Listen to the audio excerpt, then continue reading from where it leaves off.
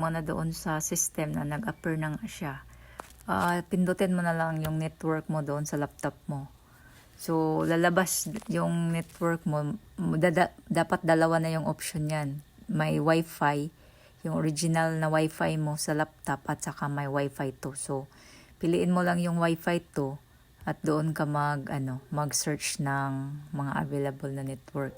So, kung napindot mo na yon, dapat mag-appear na yung 5G mo na Wi-Fi. So, kung hindi magdidetect yung Wi-Fi mo, Wi-Fi provider mo na 5G, ang gagawin mo is i-check mo doon sa mismong portal ng Wi-Fi mo. Sa akin kasi ZTE yung ginagamit ko. So, papasok ka doon sa portal nila. So, para ma-check yung Wi-Fi mo, punta ka lang sa Chrome. Tapos, i-input mo lang yung 192.168.1.1. So, malalabas na yung portal. I-type mo lang doon sa, admin.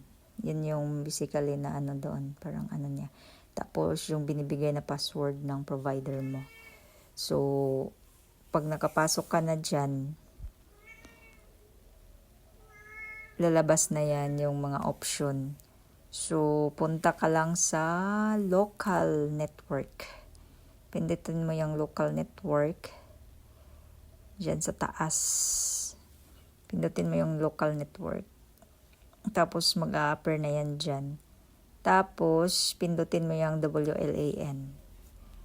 Then, makikita mo dyan naka-on yung 5G at saka 2.4 GHz mo. Punta ka sa WLAN SSID configuration. Diyan mag-a-appear yung yung Wi-Fi, yung 2.4 at saka yung 5 GHz. So basically yung provider mo mag-a-assign yan sila saang SSID. So dito may naka-assign pero pinapalitan ko na kasi ng pangalan. So nung at first, hindi yung ganyan yung pangalan. Ako lang nagpalit niyan. Pwede mo siyang palitan tapos ipindutin mo lang yung apply. So, dito makikita mo naka-on. Yung hide, hinahide ko kasi yan para hindi siya visible na makikita siya diretso pag